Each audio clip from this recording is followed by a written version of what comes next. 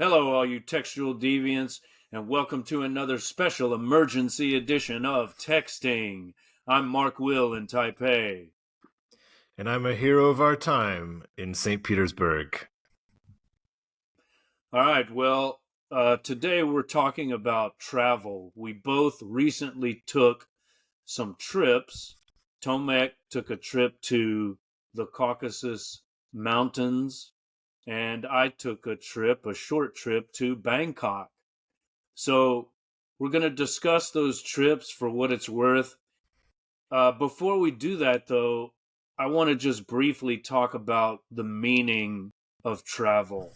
Like, what does travel signify in this era of genocide and turmoil? I mean, I guess you could say there's always something going on somewhere that's horrible.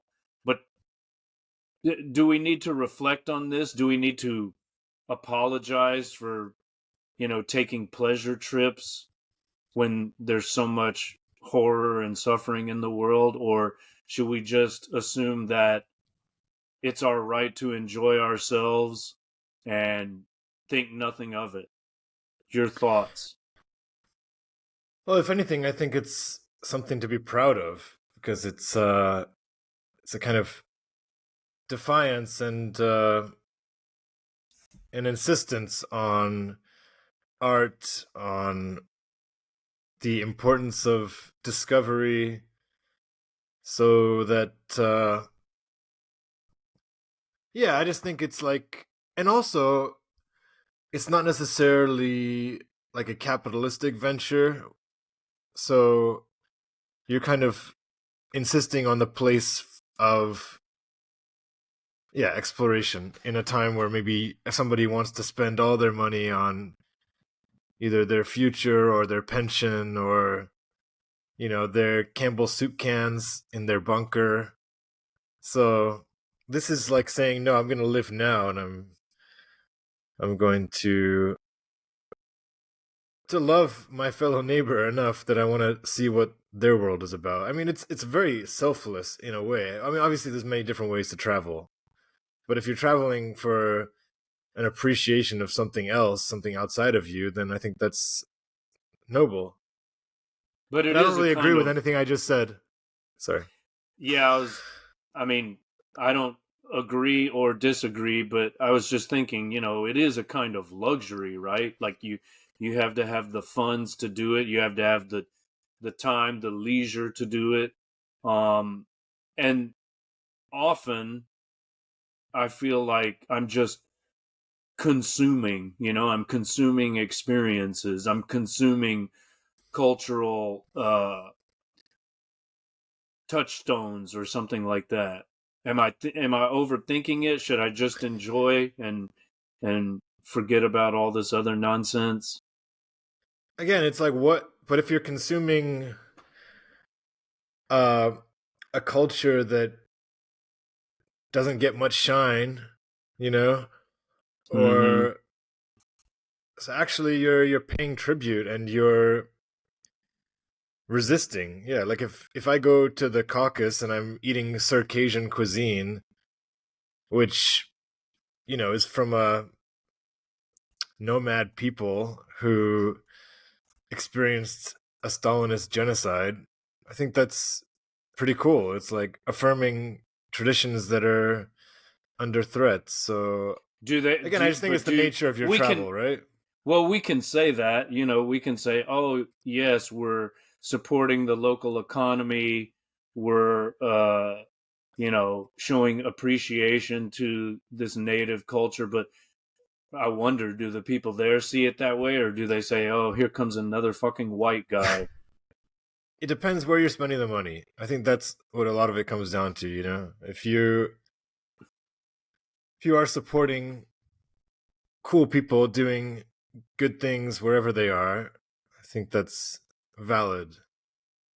And anyway, I don't know how moralistic we should get about it. I don't think, obviously, there's travel is absolutely a way of building up tolerance and respect and love between diverse peoples and diverse systems of thought. I mean, the ignorant assholes are typically the ones who've done the least amount of traveling. So yeah, I mean, I think the basic I don't. principles of travel, I you don't know. disagree with that. I don't disagree with that. But yeah, maybe that's enough chit chat.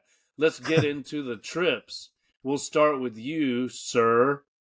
Um, for those that are merely listening and not watching on YouTube or some other video platform, we have a slide of a map, and it's a map of the Caucasus region. And why don't you tell us what we're looking at? I see Pyatigorsk. Yeah. Is that where you went? Yeah, so I will first explain that I was in the North Caucasus, which is the part that's in the Russian Federation. You could see more of the Caucasus in Georgia, and I think further down as well. Mm-hmm. And would like to give a little bit of context for this area and kind of its position in Russia. So you may know Sochi, yeah? Do you know a Where little bit about Sochi? the Winter Olympics were held. Exactly, and you can see that in the map in the bottom left. Well, Okay, bottom yes. left of Russia, right? On the Black Sea coast. Yeah, so that's for years. And again, I'm not an expert on anything I'm going to say today. I'm Mm-hmm. very much like last minute researching to supplement my everyman knowledge. But Sochi for the last at least 50 years has been the kind of resort spot for all of Russia, right? So and during the Cold War, when there's an Iron Curtain and Russians wanted to go get their beach experience and their warm weather experience, Sochi was the spot. Like to the point where I've never been to Sochi and I've kind of avoided it because it's such a kind of cliche spot, you know? Mm-hmm. Which again, I've done that before with things and been surprised. Like I avoided Thailand for a while, speaking of your destination coming on later, and then I ended up Mm-hmm. loving it. So I'm sure that I would like Sochi, but yeah, it's very touristy. That's my point. And this whole region that we're looking at became popular in the 19th century, before the revolution, among the nobles. Once a series of hot springs were discovered in the area, so obviously Russia is generally a very cold country. This is your ideal place to have some warm weather. I was in t-shirts, whereas in St. Petersburg it was around zero that week. So this was about 3 weeks ago. Um, and so yeah, the one of the primary things you'll notice is the difference in climate, and then it's also home to a lot of these famous mineral waters.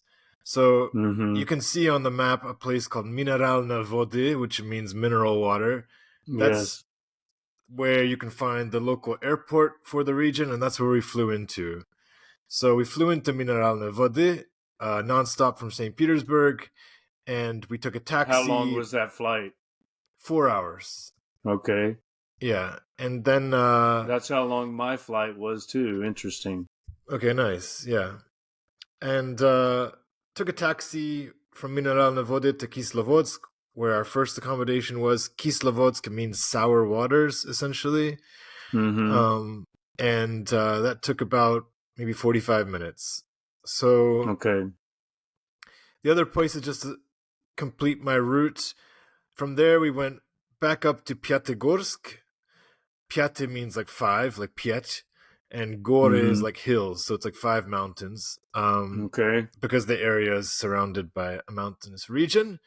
And from there, we went towards Mount Elbrus. We didn't actually ascend Mount Elbrus, but we were very close to where that arrow is pointing, so very close to the Georgia border. And Mount Elbrus is the highest mountain in Europe.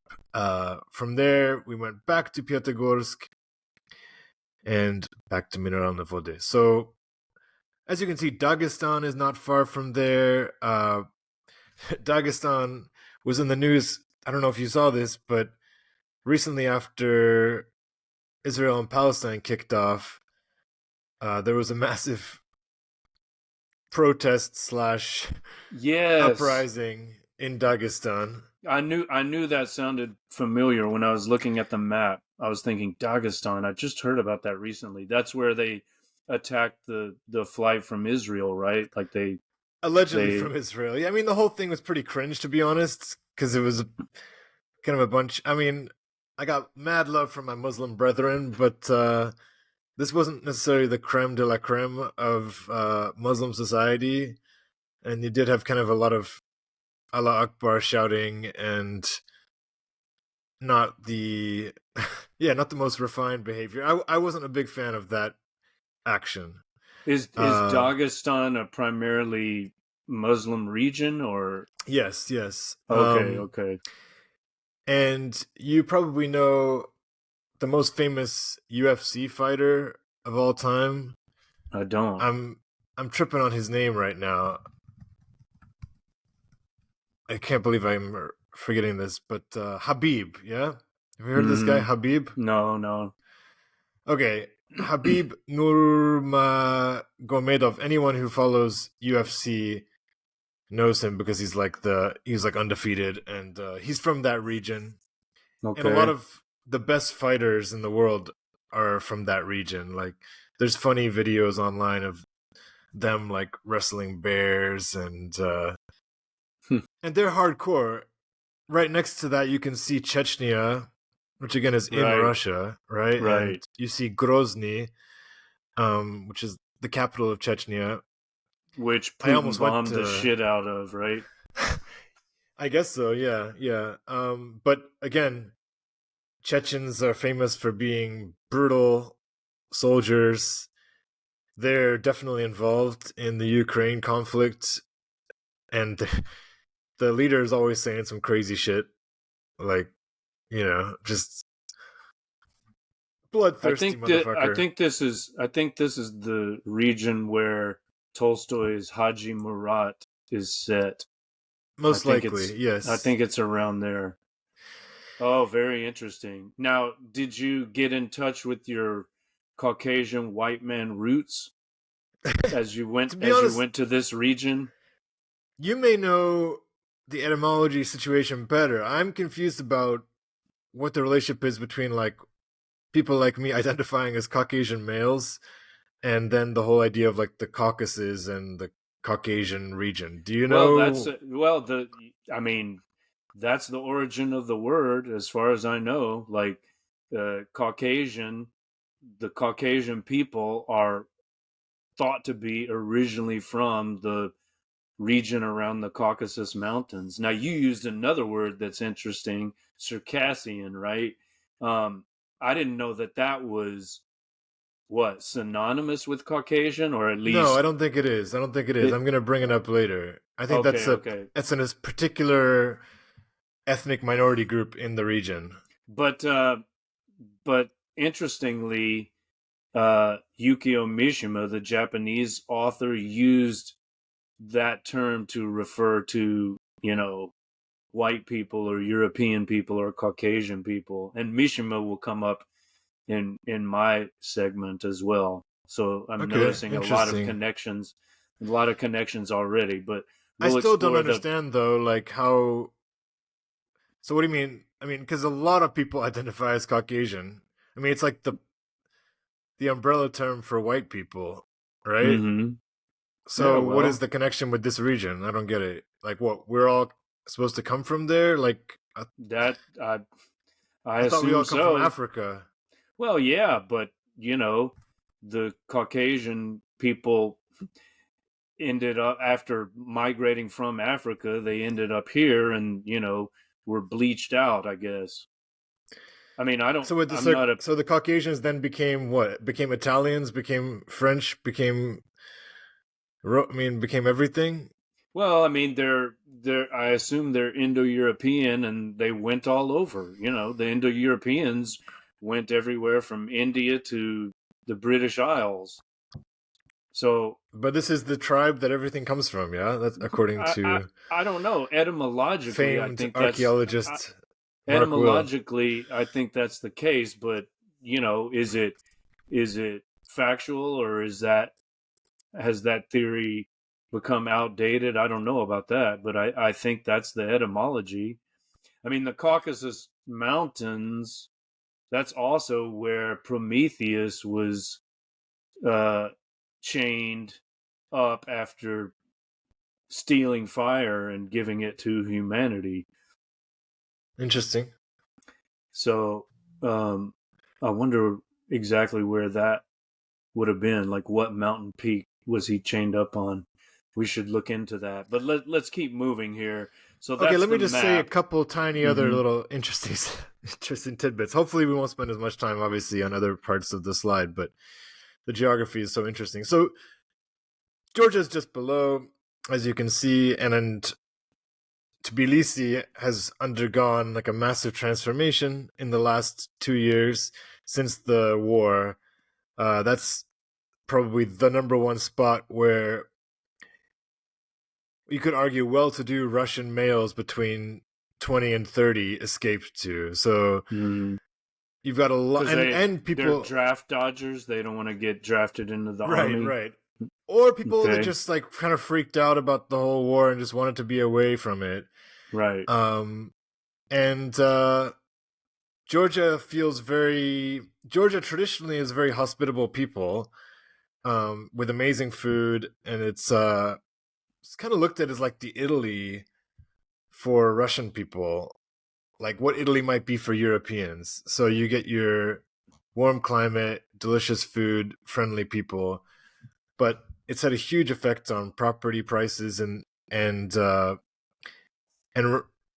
Georgians aren't big fans of the Russian government, although they're still, I think, generally friendly to the Russians that have come in, and maybe it's helped some people to some extent with the economy. But either way, I just wanted to mention how the Russian influx of people that have come in has been quite interesting. And Wasn't Stalin from Georgia? yes, that's That's one what I of Georgia's thought. claim to fame. Yeah. Okay. Yeah. Well, have you been there? You haven't been there, right?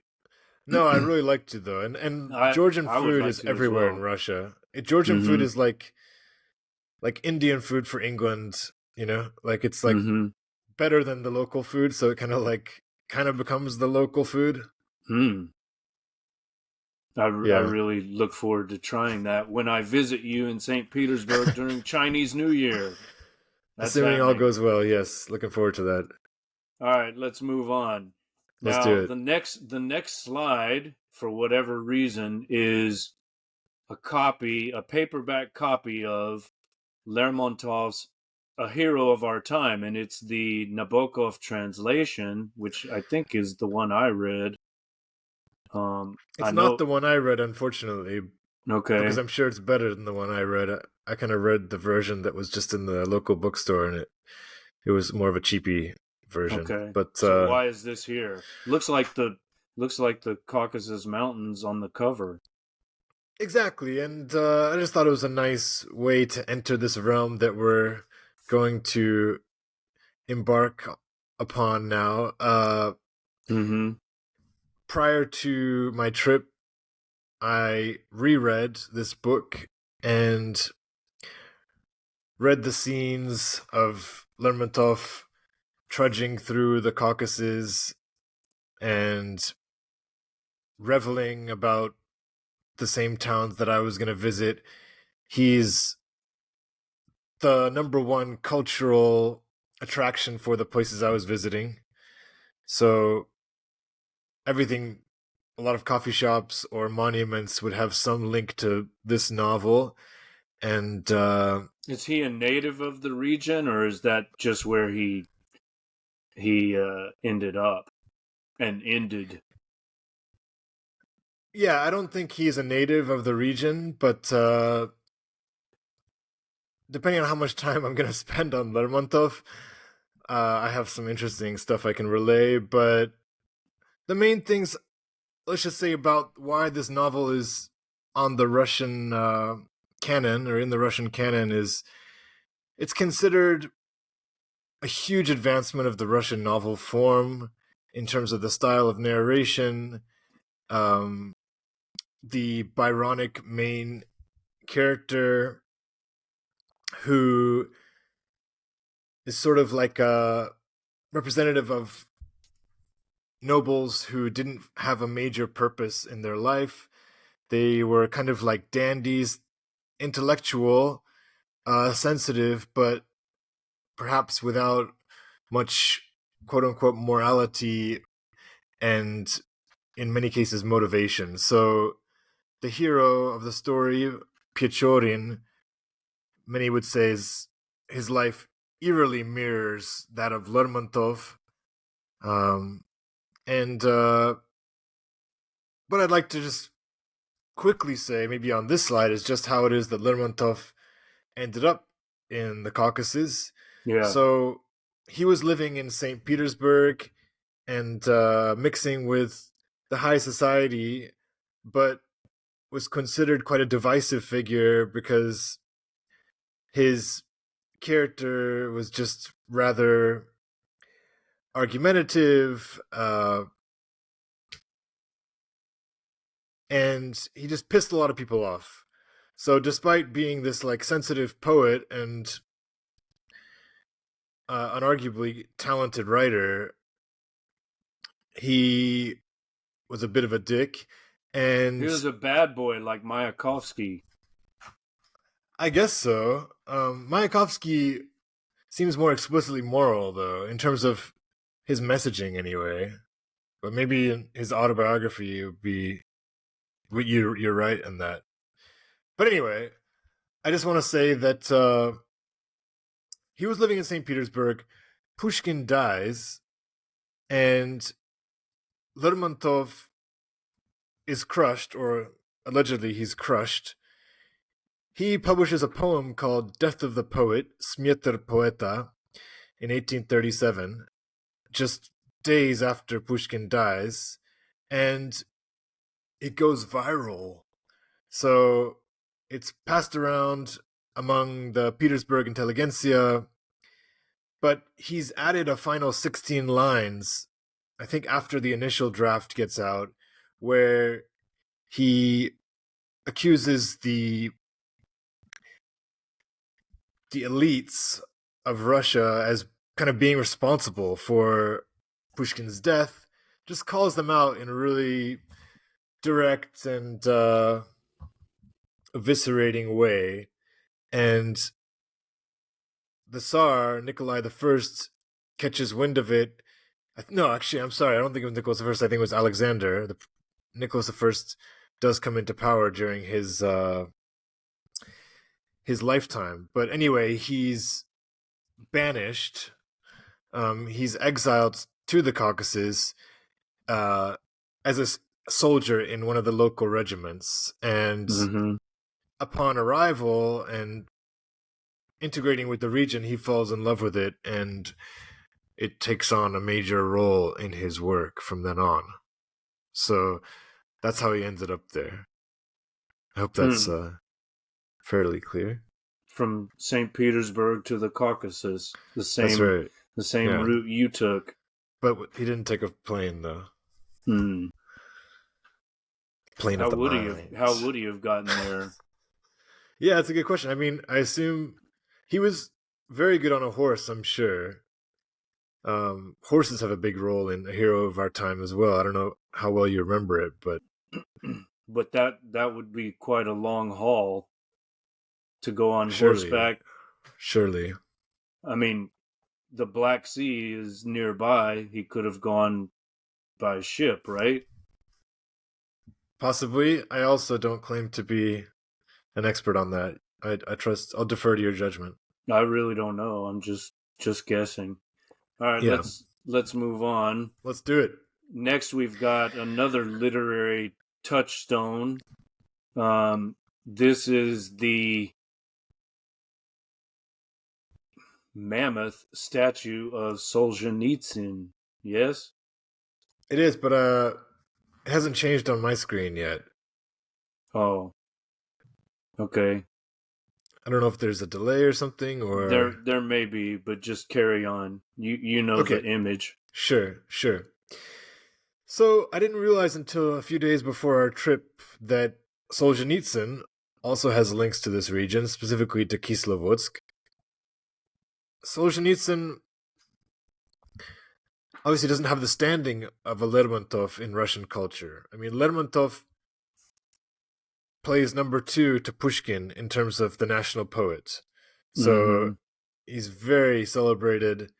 Uh, and we know that, yeah, that Solzhenitsyn had a much more contentious relationship with the government. He was exiled on repeatedly. The first time for writing a letter that I think's kind of, I don't know how veiled it was, but it was critical of Stalin. And so he was sent down south. I don't have the exact place in front of me right now, but yeah. Um, and I think he kind of went through various gradations of exile, starting with experiences in a gulag, and later a kind of he had to just be isolated in one place, but he was no longer like a prisoner. He was in Kazakhstan actually, and that'll be an image that I don't know if it's the next image, but Let's see. There's a house. Can you see the okay. So house? this is the museum and where he spent his first few years. Quite a funky piece of architecture, as you can see, and very good guide. The museum itself isn't too big, but the guide is passionate about him, about his life, and through my wife, I was able to pepper her with questions. So I think she appreciated my hunger. I was pretty caffeinated, I guess, as well, which maybe helped. But yeah, I think I don't know if the same question would cross your mind, but I was just kind of wondering, like, how happy the Russian government is with Solzhenitsyn now. What what position he's allowed to have in society, and I Well, discovered that actually, he seems to yeah, have been rehabilitated. absolutely. So we know that he was exiled twice. As I said, the first time for this letter that criticized Stalin, and the second time after publishing Gulag Archipelago, Mm-hmm. which was published in France, but obviously like came out, and then his citizenship was reinstated in the 80s, and he came back to Russia, and I think died maybe in Kislovodsk or that area. Could be wrong about that, but I know that he did come back to the area. Um, but uh, but yeah, Putin is apparently a big fan. Met with Solzhenitsyn several times, and Our friends in Vladivostok told us about that. oh really? About yeah, that's how I knew he had been rehabilitated. Like he met with Putin, and he seems to have been a Putin supporter. Like he thought he was the man to lead Mother Russia. Right, and so that some scholars may argue that that was a different incarnation of Putin, like an early Putin. Whether you think that modern day Putin is like the real Putin and the previous Putin was, I don't know, playing more like lip service, whether you think he changed or whether you think he's always been the same. That, Maybe it's a new Solzhenitsyn yep. I mean, there's that embraced Putin, or maybe that's right. how he always was. What I Yeah, I wonder mean, is how he escaped death. Like, why was he not killed? Why was he just exiled and sent to the prison camp, to the gulag? I mean, it seems like a lot of people were. I mean, a lot of people were sent to the gulag first of all, right? Mm-hmm. Uh, and I mean Dostoevsky, right? Well, that's Um, pre-Soviet. We're talking about during the Stalin era. Sure, but I mean, Anna Akhmatova, she wasn't killed. Right. Even now, I mean, it's horrible what happens to activists now for the most minor protests. I mean, the most recent news story in the past week was this activist who, when the war started, she changed some shopping labels in a supermarket. I don't know if you read this story, Mm-mm. but she like slipped out. She replaced the price tags with little like anti-war notes, Okay. and a 74-year-old woman reported her, and she was sentenced to 7 years in prison this week. That's a bit extreme. And in her comments, the old woman said, "Maybe the sentence is a bit long, but I reported a crime. What should I not do that?" It was just funny for me to. No, you shouldn't. So All yeah, right. all I'm trying to say is that it is ridiculously extreme. But I'm just saying the activists are not being killed, and maybe the same thing could be said for that time, right? Like Right. They a lot just of writers, get banished or imprisoned. yeah. Uh, and so now we're looking at the image, which I just found very interesting, of Solzhenitsyn, the sole Caucasian, if we want to use that term, amongst a group of Kazakhs. And so again, he wasn't imprisoned here, but he was, I don't know, what's the better term for, he had to stay here. Exiled. Okay, he was exiled to this town in Kazakhstan, and he became a physics and math teacher. So his background was in physics and math, and that's what he was up to You know there. he was in Vermont for a while, so I guess this is Okay, before he ended up in the States. very much so, very much so. I mean, this is So who are these 1955. people? They're Kazakh Okay, they're students. Kazakhs, but who are they? Like they run the well, he wasn't in a camp at this time. He was just exiled here and No, yeah, living. that's what I'm saying. He's just living in this town, and it's Okay, so these are just uh, town folk his or what? students. His students. Okay, His students, yeah. okay, yeah. Um, They look very Asian. yeah. I have a kind of cool little quote here about Solzhenitsyn and just his writing. So he was released from camp in March 1953, uh, and yeah, placed in exile in this place called Kokterek, a tiny hamlet on the southern border of Kazakhstan, where the writer eventually received a job as a teacher of mathematics and physics at the local school. All his spare time was now taken up by a feverish haste to record on paper the prodigious amount of verse he had composed in the preceding years. Camp regulations had strictly forbidden inmates from keeping any notes, but Solzhenitsyn had hit upon a method of preserving his thoughts. He cast them in poetic form and committed them to memory, using an elaborate ritual to review the growing text at regular intervals. The major product of this activity was the narrative poem Dorozhenka, The Way, which allegedly contained over 10,000 lines of verse. So I thought that was pretty interesting. What was the method? I don't know. I mean, probably, lots of actors have mnemonic devices, and what's the expression about like necessity is the mother of invention, right? So, Mm-hmm. Okay, it'll uh, remain a trade secret. but and he apparently thought that the verse itself was pretty poor. Like wasn't thrilled about, but I mean, obviously, it was probably mainly used as a just a form of memorization, right? So Mm-hmm. anyway, do Now, you want who to say is? anything about Solzhenitsyn before we move on? Like your own Well, vibe I or mean, relationship to him? I've read some of his poetry. I don't know. It sounds like you're describing an epic. I read like some uh, free verse, experimental. It's like prose poetry. What I read. Uh, He's So talking you haven't about. read Gulak Archipelago? No, no. In terms of the novels, I've read and I taught One Day in the Life of Ivan Denisovich. Yeah, I've Uh, read that, and I haven't read Gulag Archipelago either. yeah. Um. All right. So who is this beautiful woman in the sunshine here?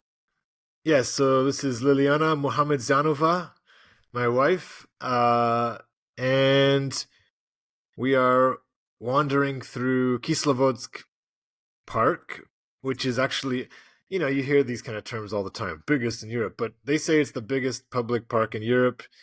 It is pretty huge, and I think it's just called the national, the Kislovodsk National Park.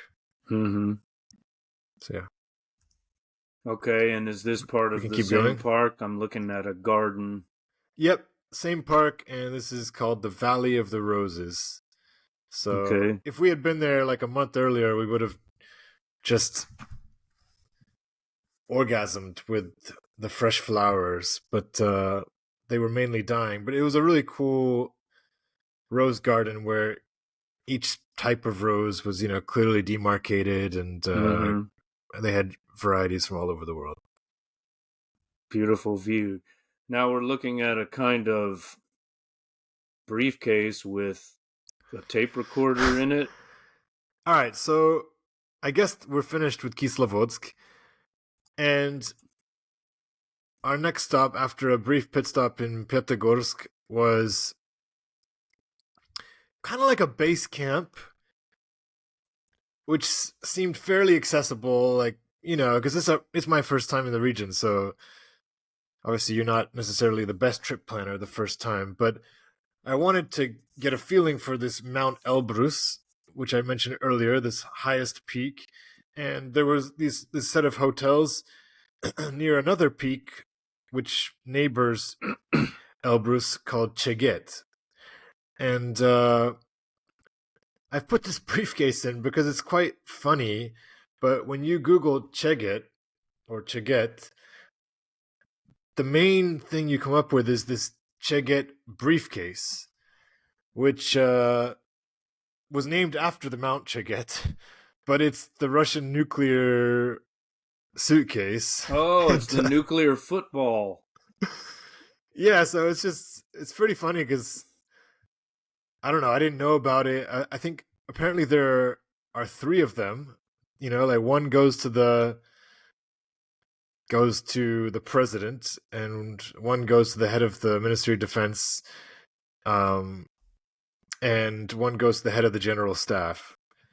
So yeah, it's quite amusing that this is still like passed on ceremonially. Like obviously Putin's been in charge for a while now, but even in 2013, like when he was reelected, they had a big ceremony in a palace where he's given this suitcase. And this one that we're looking at, I guess you can find it in the Boris Yeltsin Museum in Yekaterinburg. Mm-hmm. But yeah, so And on the that's your American Cheget side, trivia. Uncle Joe probably has one too under his pillow. Yeah. Isn't that comforting? All right, Ay, ay, ay. let's keep going. Let's This keep looks going. like a resort area. There's a mountain, beautiful snow-capped mountains, and a kind of deck. What's going on Okay, again, here? I'm presuming I know the photo you're looking at because it does seem like I'm a bit behind. But that is taken at the base of Cheget. There's an area called Cheget Poliana, and Poliana just means like open field. And we were breakfasting at this place. So there are kind of quite a few nice cafes there with some bomb ass food. So it's a nice reward for a day of walking is to have some hearty cuisine. I am slightly annoyed that I can't see the image. I don't know what we can do about that. Mm, There it is. Okay, it just turned now. So I think I did a pretty good job of approximating what's in the image, but we can move on. okay, here's another mountain scene. Beautiful. uh Maybe I need to Blue open up. Ah, there we go. Okay, I've got this one. So yeah, just wanted you to see the ski chairlift that ski we lifts. took Yeah. up. Okay, Yeah, and these chairlift. are some Soviet chairlifts. Haven't been attended to by technicians, I think, in years. Mm-hmm. And I saw some message boards where people were really ripping into these and worried about the safety of it. I asked Yeah. our hotel receptionist, and she said, "Well, I've worked here for 8 years, and nobody's died." No So one died. That's comforting. they had the guy right at the bottom, taking photos. Um, so we bought a couple magnets. And yeah, it was fine. But Liliana was pretty frightened. Here's the beautiful hero of our time. And With a we actually toque. were pretty lucky because the next day the weather was shit. Like, pretty much it was almost impossible to do what we were doing the day previously, like doing some actual walking. So we had one day that was partly cloudy, and because of that we were able to enjoy some awesome walks Well, you're on wearing a the toque, so it Chiga. couldn't have been that warm. It was. No, it was considerably colder than Pyatigorsk and Kislovodsk. Mm-hmm. Yeah, because of the elevation, I suppose. Let's keep moving. So here's another mountain scene and a beautiful green lake, it looks like.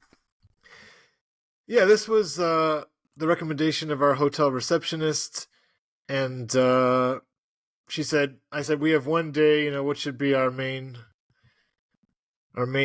idea for the day? And she said, well, go visit this lake. It's called Donguz Orun, named after one of the peaks nearby, and it was an amazing visual experience, both as we descended from the peak down to this lake, and the nearby waterfall. So yeah, you get these very different visuals coming through. I'm still looking at my face though, which I want to get past as soon as possible.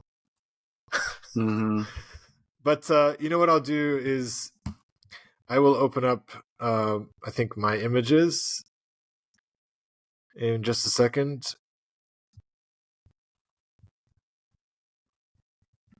You should be able So to see that, it by now. oh yeah, now I can see it. Yeah. Okay, now we've moved to the next one. Yeah.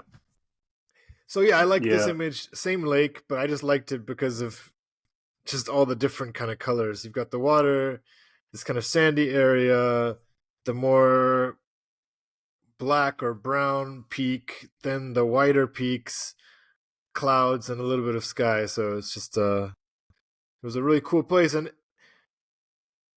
I don't know how rugged I would say it is, but it definitely feels a little bit more wild than like an American national park would be. So if you were looking for that sense of adventure, it's not as crazy as like Morocco, where I would be going to some insane Phoenician ruins with like no security, no guideposts. I mean, just so little upkeep that it's like shocking. This has like some infrastructure, but Mm-hmm. you still feel very much like you're on an adventure. Okay, we can move. More mountains. Okay, yep. Beautiful.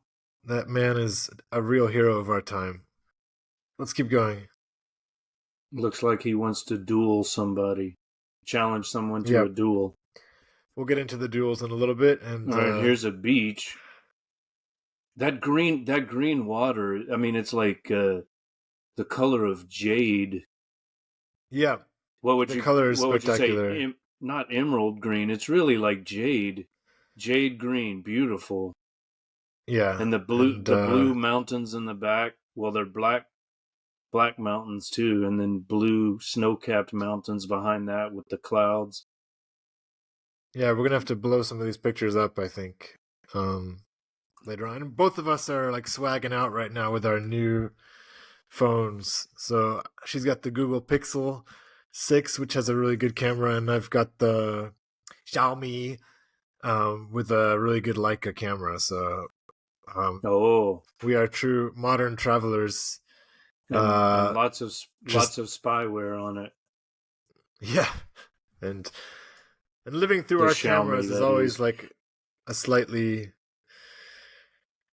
slightly something to be wary of. I think when you travel is like how much time do you want to be trying to show Oh, off your for trip to sure. people? Yeah, we can talk about that, like experiencing things versus documenting things. But this I think this is your And I last would say a slide. It's third a category as well: experiencing, documenting, and then exhibition. Exhibitionism. which is what we're engaged in now. This last I don't know about that. Maybe, but well, to some extent, yeah. I mean, but there is a difference, I guess I'm saying, that's worth exploring between the documenting and the posing. Hmm. Maybe that's another word we could use. Well, I think this is your last slide. It's a what would you describe it as? It's This is almost certainly like not the a last slide. oh, Certainly it's not the not. last slide. It's a This is it's a possibly the pi- last slide in pile of Chigit. rocks. Okay. Yeah, but we still have to do Piatigorsk, Oh, bro. true. So Okay, yeah. cheers to that. Yeah, so we can keep going. Well, what are these rocks? Are you going to tell us? I don't think you know what those mean, right? When you're hiking. No, don't assume that. I mean, I've Okay, seen okay. I've seen those stacks of rocks at temples in Korea, and actually Well, I saw some of that in the Nordics as well, and it's considered a desecration. But what's your explanation of what we're looking at okay. They may here? have a higher purpose then. I assumed it was just, a lot of times hikers will mark the route with these Mm, like okay, pylons of rocks. So okay. I thought it could just be that, but maybe it has a more sacred Circassian meaning. All right. What are we looking at now? Okay, so now we're going to discuss the final main point of our trip, which is Pyatigorsk. Pyatigorsk is larger than Kislovodsk, where I was before, home to Solzhenitsyn. Pyatigorsk is more urban, a little bit less maybe beautiful, one might argue. Kislovodsk is really kind of just is a true spa town, and Pyatigorsk has that aspect, and it has its history, definitely, but has more of less of a resort town vibe. So this is on the main street, and I can just about read it. It says, "Вчера я приехал в Пятигорск. Печорин. Давно ли здесь?" Which basically just means some character in a hero of our time arrived in Pyatigorsk yesterday and says to Pechorin, "Have you been here long?" So he's obviously surprised to see Pechorin, and that's that. So the first of many monuments. Let's keep it going. I see Pyatigorsk. This looks like Okay. a park. Okay, or this could be like the villa, or sorry, like the sort of path, right? Are these Pyatigorsk signages? Because I can't They're see. like it's like half of an arch. Okay, with the name in several places. Yes. All right. Can we pause it? What do you mean? Can you pause our recording? I'll just cut it out later. What's the problem? Nothing. It's just like I don't have the picture, so I want to be able to look at the damn picture.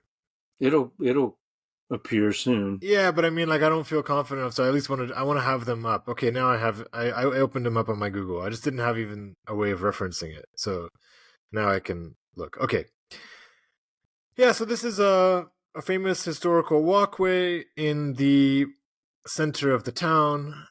Um, Probably the most beautiful area, and again, this would have been a street that people have been walking down for since pre-revolution.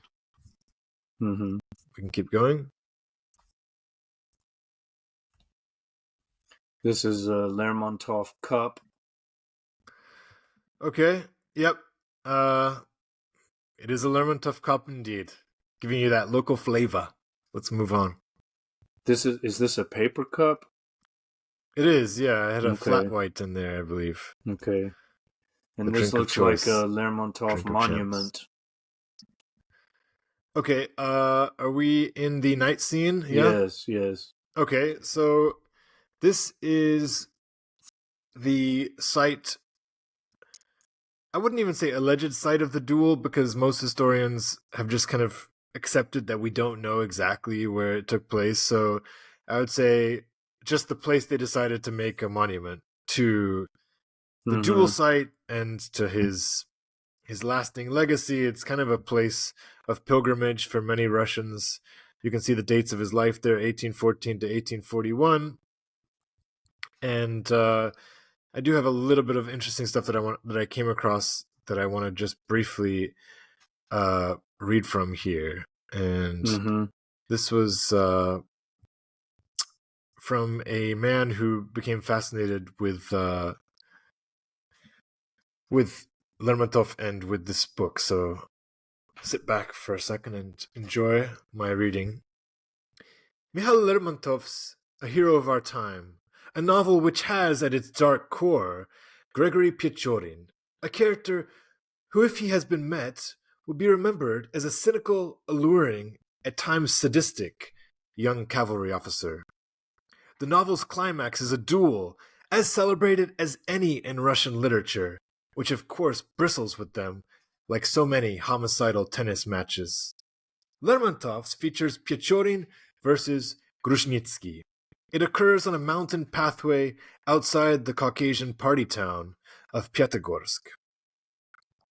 Grushnitsky is an acquaintance of Pechorin's, even a friend, but is viewed as a poser, a ridiculous half-baked Byron who struts about the spa town with an affected limp in his soldier's greatcoat, letting it be understood that he is a nobleman demoted to the ranks. In fact, he isn't.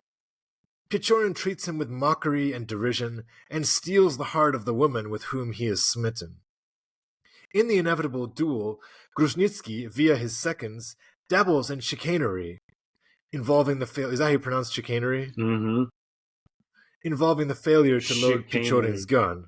Chicanery, and is exposed. Pechorin kills him.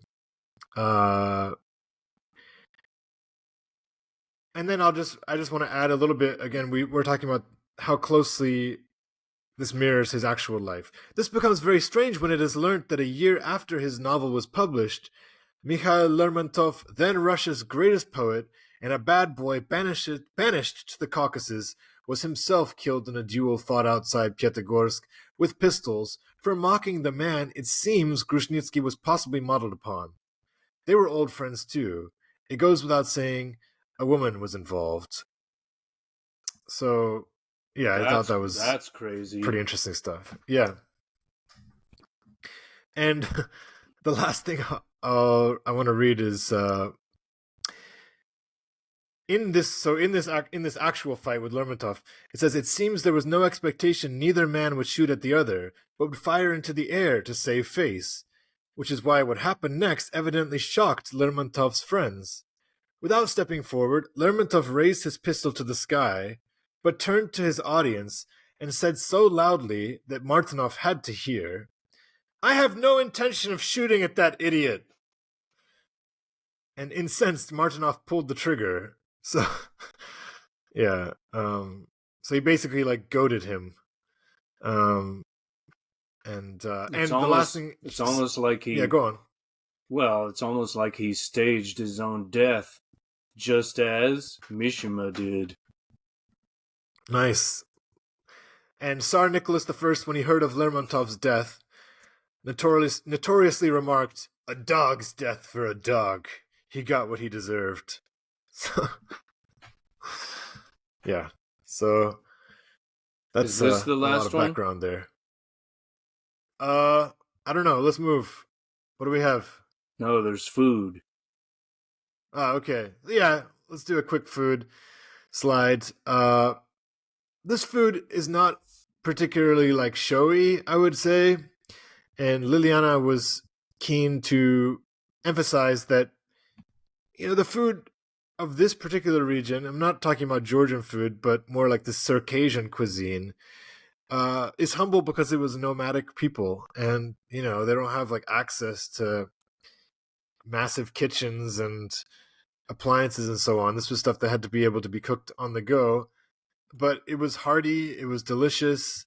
And so we're just looking at some kind of potatoes there with some nice paprika, these kind of like pancake type things, and then essentially like some refried beans with polenta. The yellow thing is polenta, and that was delicious. What's that The tea, exactly? the polenta. Yeah. Polenta is eaten quite a bit in Italy as well. It's like boiled cornmeal.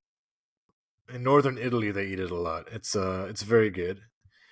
And the drink there, which I don't know if you remember that I went to Kalmykia, like the Buddhist region in Russia once. Okay, no. But anyway, it's a nomad tea as well. It can be called Tibetan Mongolian Kurg Dom or Jumbo, but Mm-hmm. it's Kalmyk tea.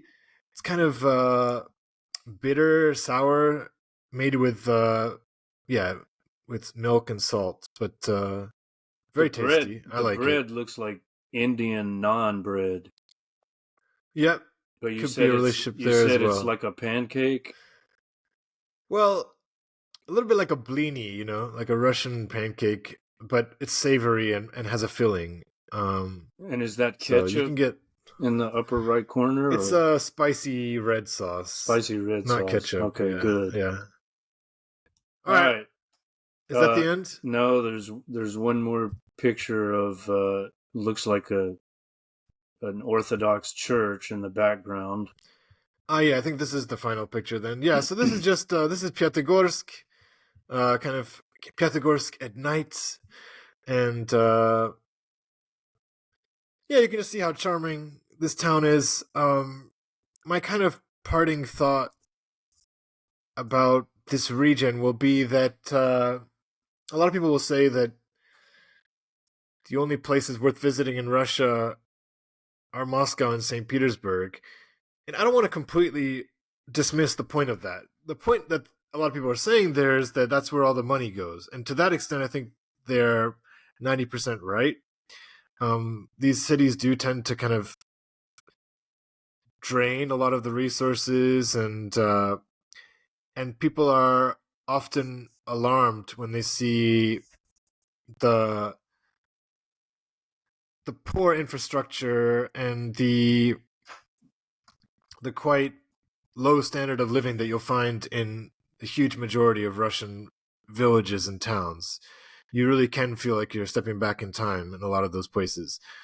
But on this trip, I was just like very pleasantly surprised with the infrastructure, with the beauty of these particular towns. So clearly, there are places in Russia that get funding and have very impressive. I mean, this is like very linked to like the nobles' money. So in a sense, it's kind of coming out of that same imperial Russia. Mm-hmm. So, and obviously, there's many other places in Russia that are worth visiting. I don't want to like be misconstrued in what I'm saying, but yeah, I was just glad because now that Russia's borders are tightening and it's hard for me to get out as much as I would like to. There's clearly many options for me here, many enjoyable places that I don't feel like I'm necessarily missing out. That's the main point I want to make. Okay, So well I just hit an hour. we're about an hour in, so let's take a break and we'll come Okay, back with the Bangkok leg of the trip. See you sweet. soon. And we're back with part two of this special emergency edition of Texting. In the first half, we talked about Tomek's trip to the Caucasus region. And in this second half, we will talk about Mark Will's trip to Bangkok. Now, my trip was much shorter than yours, I think. How long were you in the Caucasus region altogether? About a week. A week, okay. So my trip was a weekend trip, and there was one purpose of this trip, and that was to allow my travel companion to try marijuana for the first time. That was really the purpose. Family, That was yeah, the family purpose. friendly episode. Yeah, not easy to do that in Taiwan. Not impossible, but not easy. So, um, of course, in Thailand, as you may know, it's been legalized. So there are dispensaries everywhere. And we'll see evidence of that in the slides that follow. But first, what we're looking at is a map of Thailand and the surrounding countries. Up in the right hand corner, you can see Taiwan. And so we flew in a southwesterly direction to Bangkok. And just like your flight, ours was about 4 hours. So from Taipei to Bangkok, there in Thailand, it's about a 4 hour flight. Nice. Okay, now the next slide is the notes that I took on my phone during the trip. Of course, I always document my trip as I plan to write about it most of the time. Even short trips like this may yield a Substack article. So this helps me remember all of the points I want to touch upon, and eventually I will write that Substack post with pictures. So this podcast episode is a nice prelude to that, and it helps me organize my thoughts. Now let me just go down the list here, and then you tell me if you have any questions about Okay. anything on the list, because they are rather idiosyncratic notes. So the list is headed Siamese Dream, and then below that it says one night or two in Bangkok, broccoli and the human brain, people are apes, stoned ape, killer ape, people are beautiful but also terrifying, city of angels, anxiety, disturbing thoughts, synchronicity, heavy eyelashes like dinosaur wings, horror of heavy brows, humans as vegetables, compare the vegetable painter Giuseppe Arcimboldo, winks from women, ladyboys, swaying, boat ride, noisy neighbors, Wat Arun equals Mishima's Temple of Dawn, Mary's Mosaic, dry throat, cottonmouth, sweet and spicy, no marijuana or kratom, prosty, and sunglasses, Ray-Bans. All right, anything there get your attention?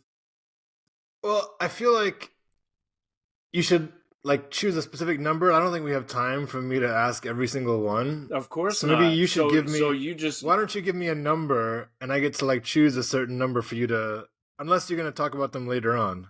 yeah, I'll talk about them later on. The pictures will relate to some of these, but just at first glance, what Okay, questions do you have?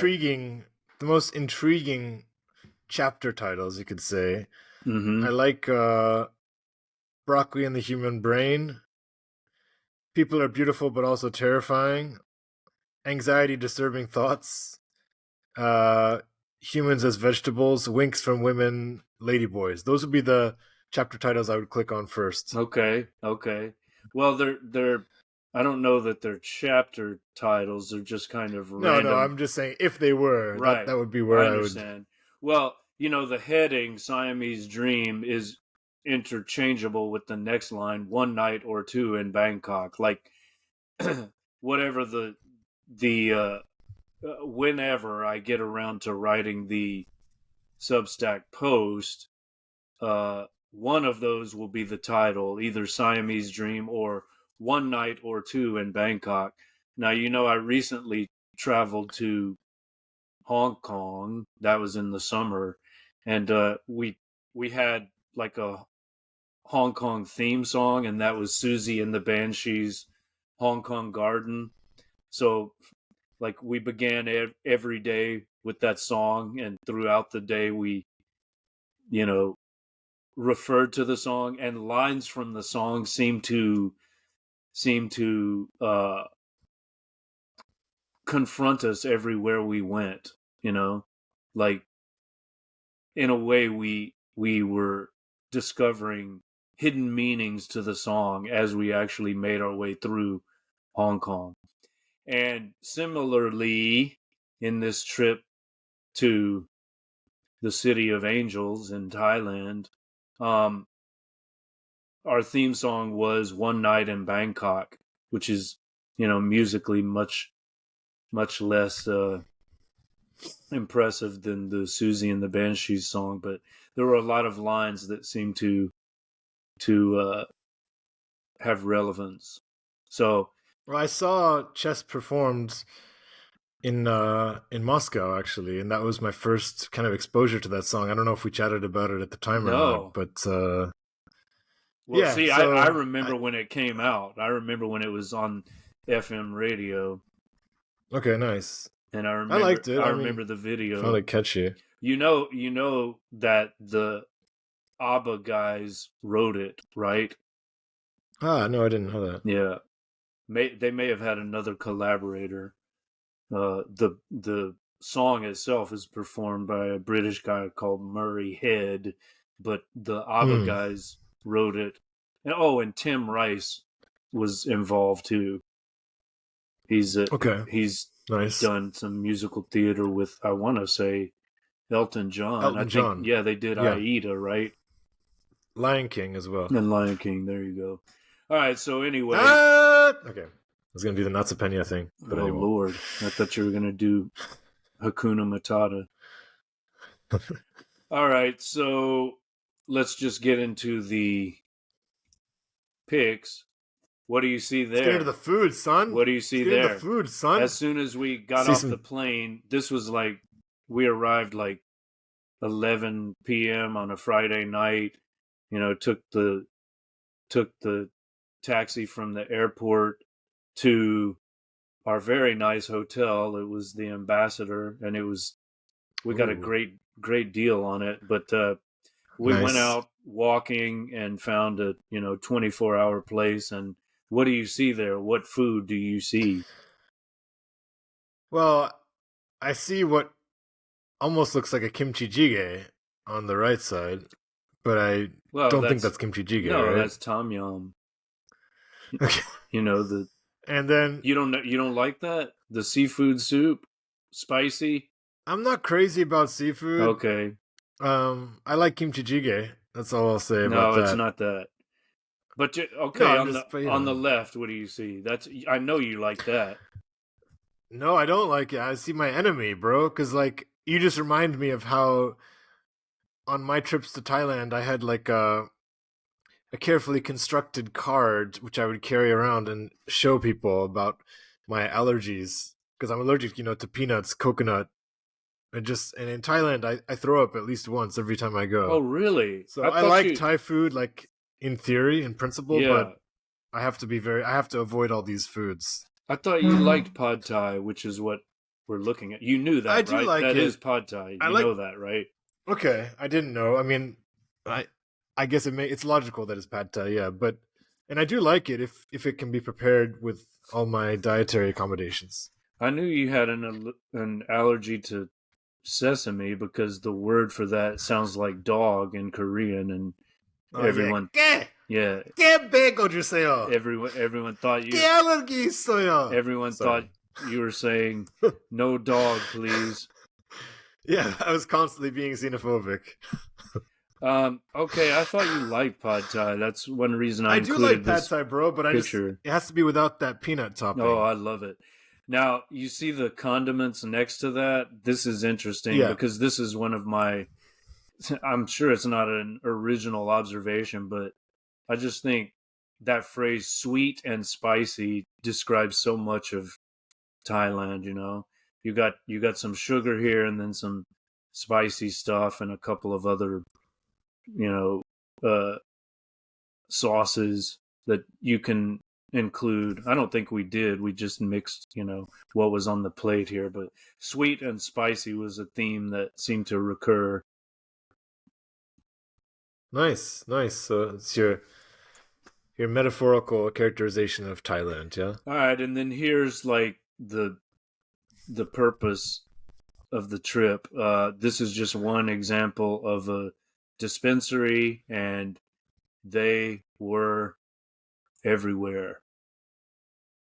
So I haven't been to Thailand since weed became legal. Mm-hmm. So how has it affected things for better or worse in your opinion?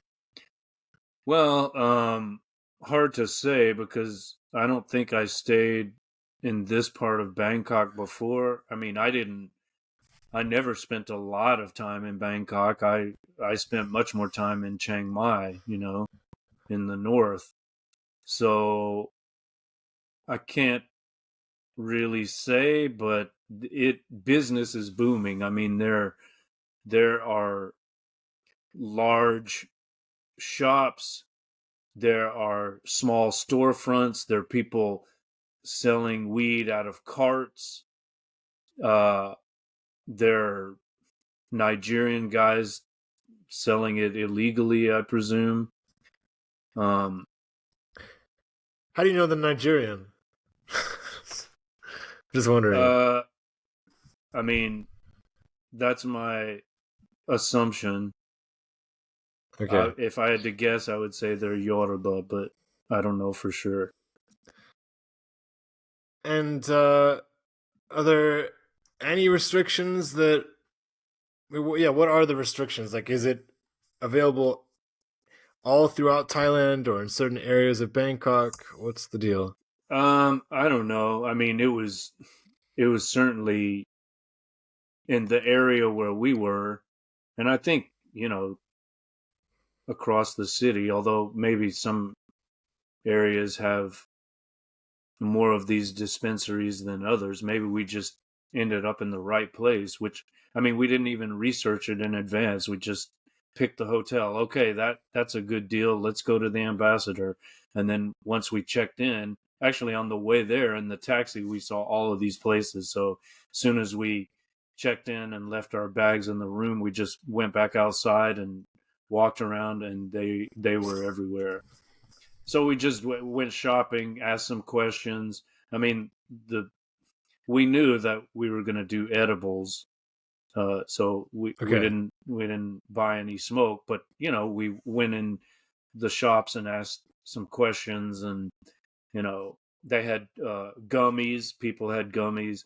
We ended up getting a nice cookie from uh, a guy who just had a small little storefront. I think it was almost like he was in a little trailer, you know, and with a sliding glass door. And so we just went in there, asked questions, and bought a And you cookie. just trusted that this guy would be good. You didn't have any reviews or anything? Oh, I mean, like he's a licensed dealer.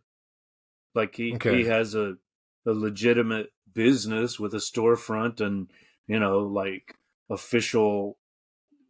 You'll see the actual product, and it's like a brand, and there's a phone number on it, and it's all. Yeah, yeah. I'm the kind of guy who just geeks out on reviews. Like when we travel, it has to be like 4.5 Oh, no, I or just I up just for restaurants and I just stuff. wanted to ask some questions, and Okay. but there And what was was the there reason you was guys wanted to do edibles well, rather than that's just smoke? my preference, like it's have you ever done edibles? Yeah, and I would say like I would not.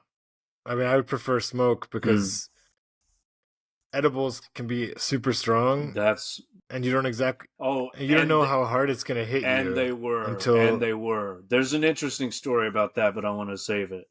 But yeah. So basically, my experiences with edibles have been like super intense. well, Whereas like that's what with a joint, you could have a couple hits right. and be like, I'm gonna chill and Yeah, see yeah, how yeah. see where I'm at. Well, that's true. But that was part of the purpose because uh I wanted to have like an almost psychedelic experience, and I wanted my traveling companion to as well. Yeah, Um and it did work out that way for me. Now you mentioned like the broccoli and the human brain mm, chapter, as you called it, and the people as vegetables, humans as vegetables. This is like the psychedelic imagery that I was seeing. Like I don't know if I was in touch with like the vegetative nature of humanity, but um, I did have a very clear image of like broccoli resembling the the architecture of the human brain, and I remember thinking that you know broccoli must be good brain food. Like when we're eating broccoli, we're feeding our brains. And then I it is for sure. and then I also had to stop myself because as I passed certain people on the street, I just saw their faces as like vegetative, and that's why I was thinking of that Italian painter Giuseppe Arcimboldo, this guy that painted people as Yeah, I think vegetables. so. uh so I actually saw, as I walked down the street, I saw people that looked like that, and it was disturbing. This is what triggered that anxiety. My travel partner, I should say, just didn't have like these psychological reactions. She just felt like you know stress relief and body high and relaxed, and just felt really pleasant, euphoric. I did too, and I was laughing a lot, but I realized like I'm more anxious than she is, and like I have some strange neuroses that I would just observe. I wasn't like terrified of them like you might be if you have a bad psychedelic trip, or if you have a bad experience with mushrooms or LSD or something. But I mean, the last time, I yeah, just kind of registered like, oh, I have some strange thoughts and anxieties. That's all. It didn't, and I noticed that the last time I did edibles too. It didn't. I didn't obsess over them, which is good. I just observed them, and I thought, it just became something I viewed from afar. It was like I was watching myself from above. I just had a different perspective on it, which which is good. It's I think it's nice to have a different perspective on things, and to absolutely. get outside of oneself from time to time. Although I'll have to say, like after this experience, which was quite intense, like I'm good for at least another year, maybe more. So let's just That sounds very much like my experiences with edibles, and also like my experiences with mushrooms. Like well it see takes a lot out of me emotionally and mentally. well the mushrooms are another matter. I should say that we were told, because see, I heard about mushroom shakes in Thailand too. You can get mushroom shakes, and I thought, maybe that would be. You want to talk about a different perspective on things? Maybe that would be better than edibles, even. So I asked around, and I was told in Bangkok, no way, you can't get mushroom shakes. But you go outside Bangkok, go up to Chiang Mai, go to Pai. You Or can, those islands, yeah. Oh, where it's just the like it's full of islands, tourists. absolutely. You can get them there. They're probably on the menu. And so, okay, next time, when we have more time, we go to the islands and you know try a mushroom shake, maybe ecstasy. I'd be open to that. I'm not sure about the legality of it, but it's accepted. It's like opium on the menu in Laos. It's probably Yeah. technically illegal, but there it is. So anyway, this time edibles. Long story short, we had a wonderful experience, but I'll explain more in a bit. Let's move on. This is interesting because it seems very Hindu to me, but With Ganesh. exactly. So what's that doing there? I mean, has Ganesh been incorporated into the Buddhist um, theology somehow, or is there another elephant god I don't know about?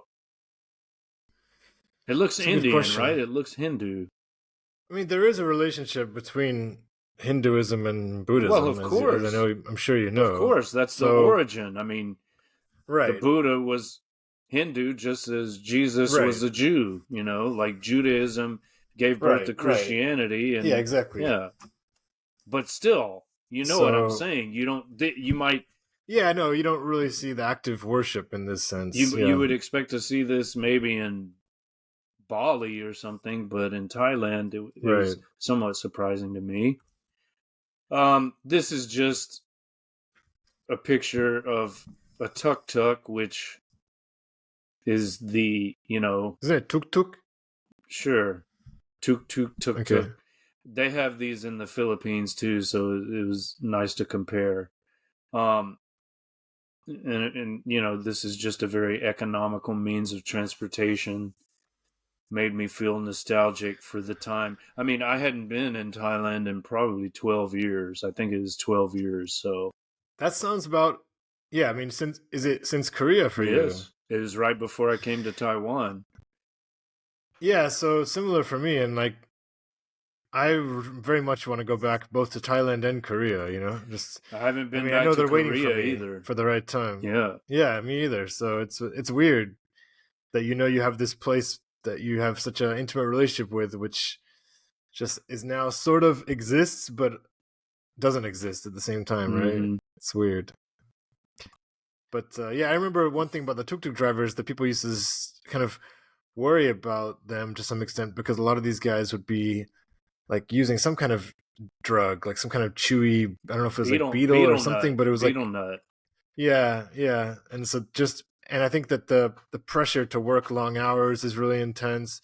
I don't think it's good for your health, that job. I mean, especially in No, I Bangkok. wouldn't think so. The You're whipping around at night like a truck maniac. drivers here chew betel nut notoriously, and Yeah, but it looks like they're vampires.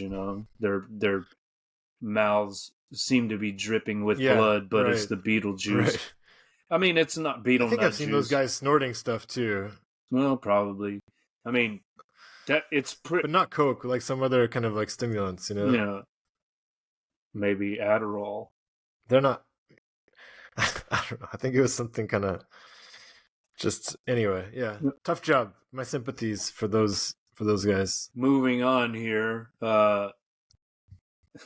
Do you remember that before you enter the Watts, the temples, you have to cover your legs? I respect those trousers, bro. I had to purchase those.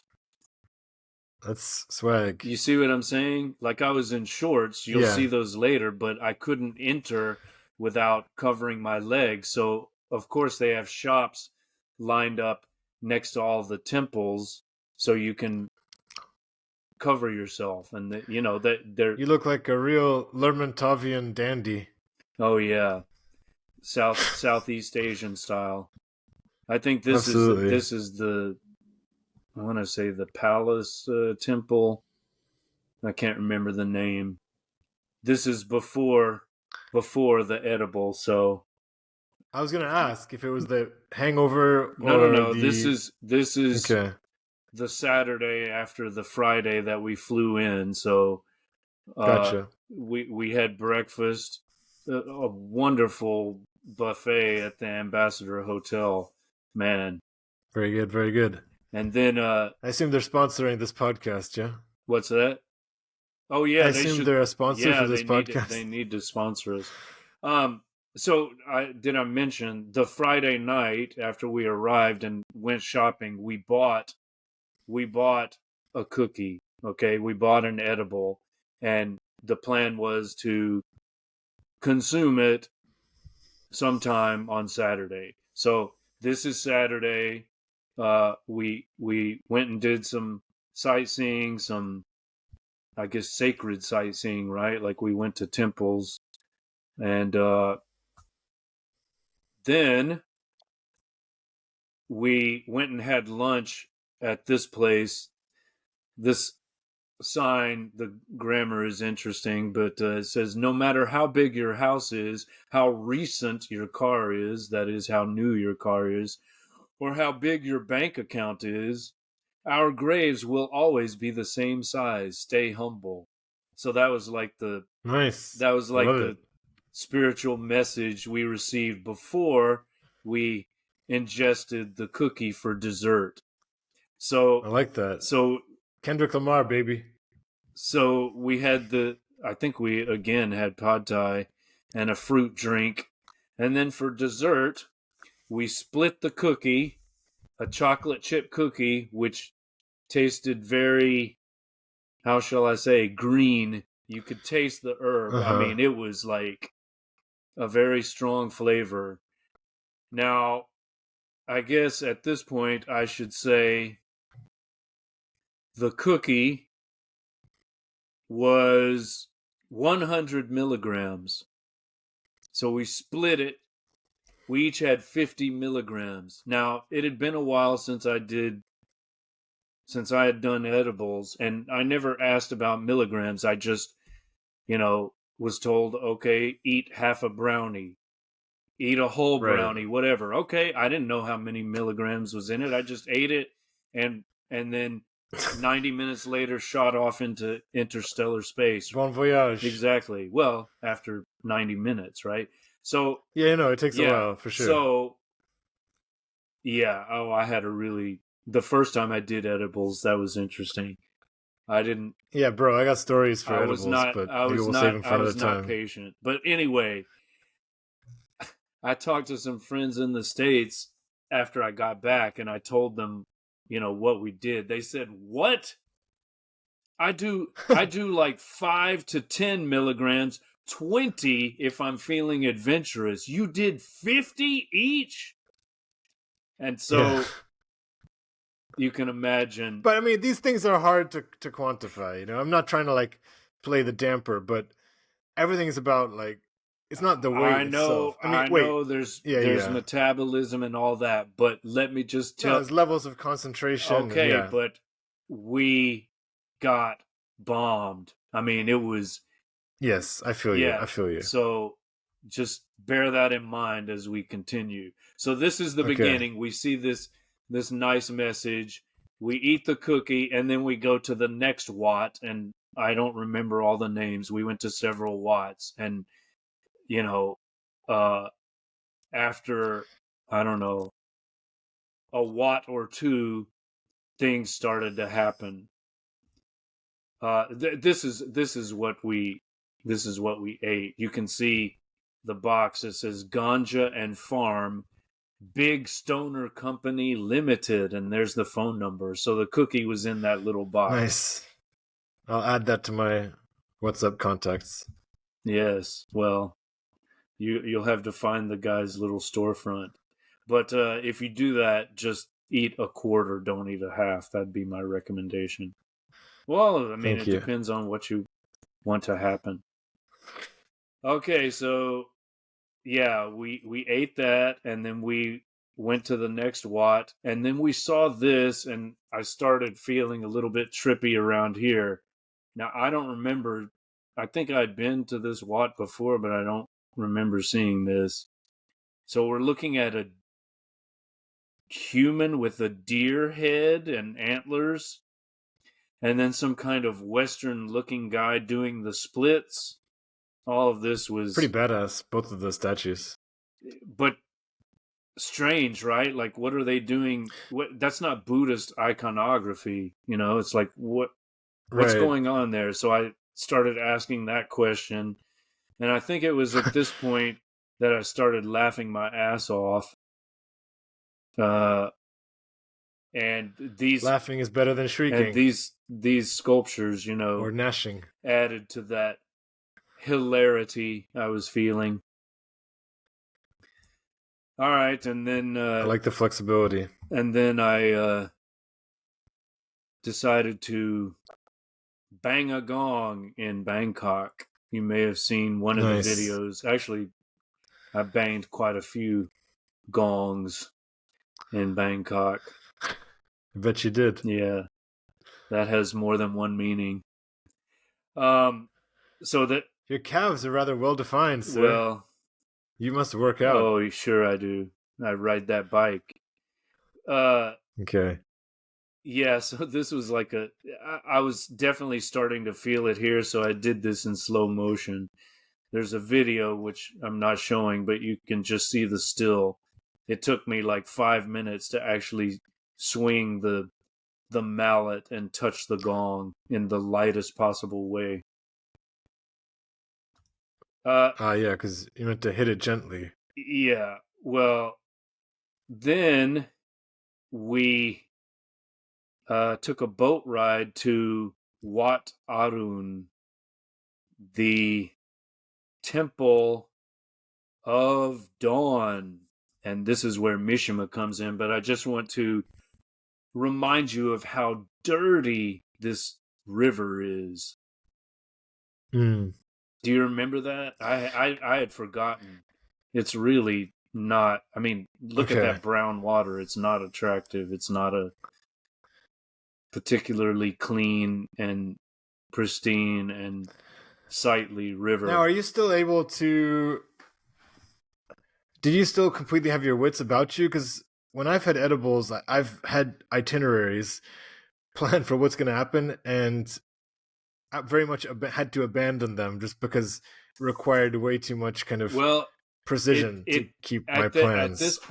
At this point, things were still manageable. It was just like, some uncontrollable laughter and some euphoria, and I'm told that I was like swaying, and then we got on a boat, and so that was pretty trippy.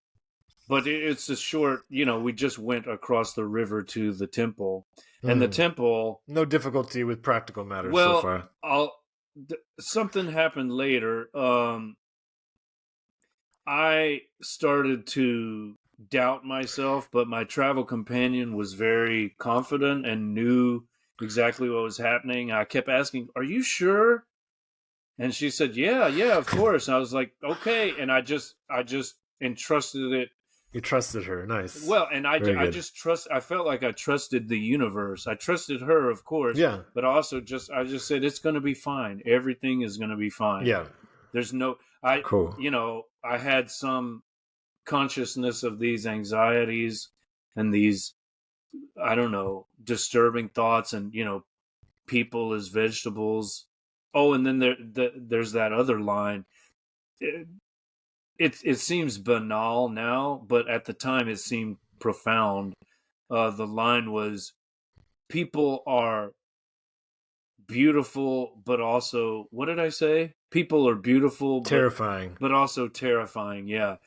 I mean, that sounds pretty insipid now, but No, I'm not into the judging stuff as banal, because it's just everything is just about like the intensity of how you feel it. The most profound things, something like "be here now," that could sound trite, but it's like the most profound thing you could ever say, really. Like Okay, if you well, are, thanks you know thanks what I'm for saying? your Yeah. thanks for your affirmation. I just didn't, in retrospect, well, even at the time I was saying I know that's not very eloquent, but I feel that intensely. Like I as I looked at these vegetative creatures, these human vegetables, as I looked at them, I thought they're all beautiful, but at the same time they're fucking terrifying. Like they're capable of anything. These people will rape you, they'll murder you, they'll slit your throat, they'll steal from you. Happy thoughts. Yeah. So I just, Let's keep it sweet and spicy. Sweet and spicy. well, but I wasn't like afraid. I just thought, oh, that, so No, no, I'm just fucking with you, man. people are capable of that. And that's where I had that thought of the dichotomy of the stoned ape versus the killer ape. It's like maybe after all, um mushrooms and plants are the basis of civilization. Like that's how maybe it was the stoned ape that led to civilization, or some other intoxicant. Maybe it was like barley or fermented, you know some fermented drink. You know what I'm saying? Like it Mm-hmm. was maybe that experience which caused the human ape to question his role as the killer ape, and then he became the stoned ape and said, oh, let's let's create rather than destroy. But of course both impulses are still there, and I felt that very strongly, like, and as often happens, like when I have this experience with edibles, I don't even know, like, is it real? Am I just completely deluding myself, or am I like having some profound insight? And then it doesn't even matter. It's like this could be total nonsense, but it's interesting either way. It's really a trip within a trip. It's a literal Yeah, trip, yeah. and then there was a trip within the trip, like a play within the play. So meta, I think the baby. intensity is like the thing that sticks out for me. Like when you're having an experience like that, it's just intense. Well, and so we have the boat ride across the river to the Temple of Dawn. This is Wat Arun, and Temple of Doom. Sorry. while I'm there, I'm thinking, wait, is this Mishima's Temple of Dawn? Like the third novel in his tetralogy is called The Temple of Dawn. That's the one that is like set for the most part in Thailand. And then, I looked it up, and of course that's what it is. Wat Arun Wow. is Mishima's Temple of Dawn. Look at that. Sweet. Look at that. And so I reread certain passages in that when I got home, and it reminded me of how much I love Mishima and that Sea of Fertility tetralogy. But the Wat Arun, this is where the reclining Buddha is, right? Am I right about that, or am I I don't confusing it remember, with but one of the other Watts? I'm not sure. All right. Anyway, here, what do you see here? This is mango and sticky rices. It says, but okay, mango sticky rice, which is Looks I nice. don't I don't love that, but it's okay. It's good. But here's the thing: my travel companion had never tried this, and it was like on This particular no, combination. it never had mango sticky rice. It's just a Thai thing. She hadn't been to Thailand, so it was just like Uh-huh, on her uh-huh. list. She saw it on some blog. She wanted to try it, and so okay, we go to Wat Arun. We take the ferry back to the other side of the river. We get off. We're walking. Okay, we're walking along, And at this point, it's really kicked in. Like we're both high, we're both laughing, we're kind of in a daze, and I say, "Oh, we have to make sure that you try the mango sticky rice." And I turn to my right, and this is the sign I see: Nice. synchronicity. I mean, Yeah. I mean, it was unbelievable. And so I said, "Do you see what just happened? This this I've experienced this so many times, this kind of synchronicity." And I stood outside. I was explaining it to her for like 5 minutes. And I kept laughing and she kept laughing. I'm like, "You know what I mean? You know what I'm talking about?" She's like, "Yeah, yeah." And she's laughing. I'm like, "You saw it, right? It happened. I didn't imagine that. I was saying we need to get some mango sticky rice so you can try it." And then I turned and there was the sign. "You saw it, right? You saw that, right?" And she's like, "Yeah, yeah, yeah." And then we were just laughing. And so, of course, we had to go in. We went into this place Nice. and sat down, and somehow we ordered, even though we were completely stoned by this point. And there is a video of it, which, uh, for privacy reasons, I'm not going to show here. But um, we documented that, and tried to like explain what we were feeling, and there was a lot of laughter in the video. And just so you know, we did get the mango sticky rice. Somehow we managed to Yeah, order it. It was good. it looks It was good. good. I don't love mango, but it was all right. The sweetness is good, and then there's the spice. So you got your sweet with the mango sticky rice, and I guess that's some kind of sugar coconut sauce. And then And I there's see some water bottles with what Arun oh, okay, yeah. in the I corner. guess they give us that there. I don't know, but there's the tom yum again, the spicy Mm. seaweed soup. So again, and I think this is where I had that profound insight. You see, Thailand is sweet and spicy, and then that probably led to another 10-minute philosophical discourse that you know only I was able to follow. Um, and I'm not even sure. I should have recorded that.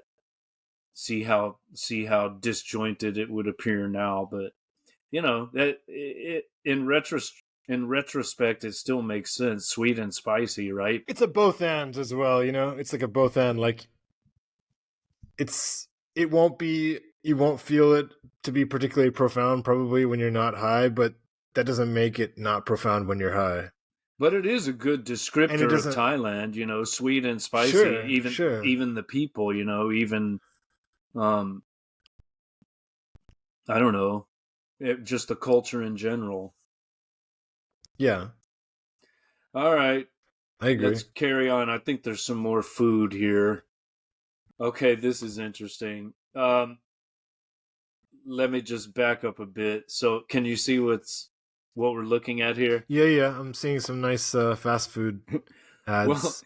this is like the for those that are just listening, we've got a couple of Western style eating establishments. Ads for those eating establishments. We got Taco Bell on the left and Burger King on the right. So after okay, we leave Wat Arun. We travel back. We ferry back across the river. We have the experience of synchronicity. We get the mango sticky rice, uh, and somehow we make it back to the hotel. And you know, we just had to crash pretty soon. Like it just knocked us on our asses, and so we Yeah. slept very very deeply, and very. What time was it? It was early, man. It was like 5, and Yeah, yeah. No, I mean that's it was understandable. like 5 or 6. Um, And how long did you sleep for? long. Like all night? I think so. Very deeply. I think we got up early and went back down to the. You know what we did first? Yeah, that's what happened. We woke up, I guess. Maybe it was around midnight, and then we were hungry. You know, we had the munchies as one does, and Right. so we went out. And I had seen the Taco Bell before. I haven't been to Taco Bell in probably 20 years. I'm like, I'm going there. So we did, and we, pigged out on some burritos and tacos and nachos and I don't know what. Probably had a nasty Coca-Cola as well, or Pepsi or whatever they had. But then I also saw Wash it down, son. this crazy Burger King ad. We didn't eat this, fortunately, but can you see what this says? It's a black Whopper. There's like a black bun with some sesame seeds on it. It doesn't. I don't know about that black bread. Is it rye or? We kind of have that kind of trend in Russia. And people will go to places like that and they'll put on some, plastic gloves and eat these like black What is that? buns What is and it? stuff. I don't know. Rye. I haven't had it, but it's like it's a thing. It's rye, not rye. Would rye bread be black? Is black bread? It might be, but I don't think it's anything as sophisticated as rye bread. I think it's just probably food coloring on a regular maybe an aesthetic. bun. Yeah, maybe it's an aesthetic. All right, and then next to that is something called pink fish. So there's a fucking pink bun, and I guess it's a fish patty inside, and it looks like some nasty cheese on it. I just thought, yeah, what is that? Is that just like a Thai specialty? I mean, I don't know. You must try the pink fish, sir. It's very good. I was disturbed by I had that. to throw in some cultural appropriation. I was disturbed by that. Yeah, there were some funny, like on the transit, the metro. Their metro system is terribly inefficient and inconvenient. I don't know if you remember that. I had forgotten, but not type. I remember kind of like a sky tram. Well, that's more. called the BTS. I want to say, but or is that the name of BTS? That's the Korean pop group. But I think it's that too. Is Bangkok Transit Service or something? Okay, SkyTrain or something? Yeah, I was just thinking that is the Korean boy band. But no, they also have an MRT, which is what it's called in Taipei too. But that's Taipei's MRT is much more efficient, much better organized. Like it's you have to like line up to buy token every time. It's not. I didn't like it. It was very inconvenient. Anyway, even locals. I mean, there's no. Well, they can probably buy no card a payment? pass, but there's always a line. It's just. I thought it was terrible. Long waits. Okay. Anyway, we kept passing this place called Bangsi. We kept hearing that over and over again. Bangsi. Bang is like river town, river village. Like Bangkok is the olive river town, Bangkok. And then we kept seeing and hearing Bangsi. So we were like laughing about the Thai pronunciation. Bangsi. Bangsi. That became like an inside joke. We're still saying Bangsi now. But that's one of the stops in Bangkok, the city of angels, the Thai city of angels. All right, what else we have? Let's wrap this up pretty soon. We're bumping up on 2 hours. We've got a pretty. Here. I won't say it's a beautiful breakfast. Oh yes, well, it's not. That's not the best picture, but I just wanted to point out that they had like a Western style breakfast. Yeah, the picture is not good at all, but that omelet. I'm no longer going to be staying at the Ambassador, just so you know. Oh, you should, man. It's great. This was like it was like I want to say $35 a night with the breakfast buffet, which was amazing.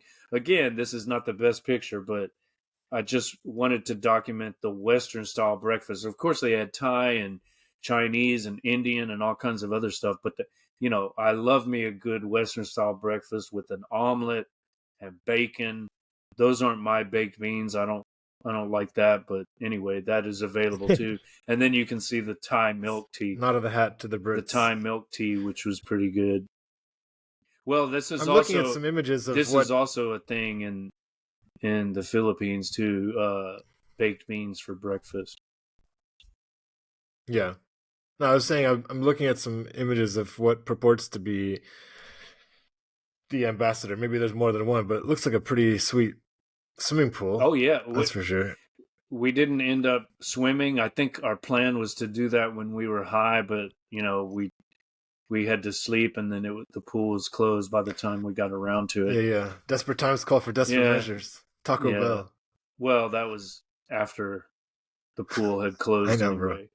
All right, so I think after Taco Bell we went and crashed again for another. Bro, that salami shit does not look good though. That's not salami. There's some dried that is fruit not there. Salami. That is that's okay, what Chinese is that? style sausage. Or are you talking about the white stuff? Yeah, I'm talking. Oh yeah, that is. I'm talking about the white stuff. That is some kind of chicken sauce, chicken patty, something. Patty or pate. Again, I didn't choose that, but it was edible. It's all good. Good. The Western style breakfast is it's great. All right, let's see what else we have here. So this was the day after. This is an impressive image. This is the day after. We were still, I don't know. There was like an after effect. I wouldn't say that, but we were out of it. Actually. But usually, like the day after, I oftentimes prefer that buzz because it's like you're still floating, like out of it, but floating, with less anxiety. Yeah, well, I often enjoy that day a lot. I'll just say that I don't think I fully recovered. It took about a week. Like it. Yeah, it was intense. But anyway, I think I want to say this is the largest golden Buddha in the world. Is that what the little leaflet said?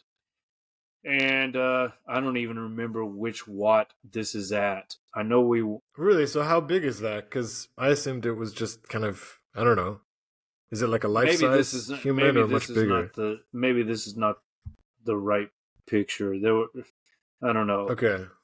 That can't be right. The reclining Buddha is obviously much bigger than that. Maybe the largest upright Buddha. I don't know. We went somewhere and it was advertising itself as the home of like the largest golden Buddha in the world or something like that. Maybe the reclining Buddha is not actually gold. But I don't know.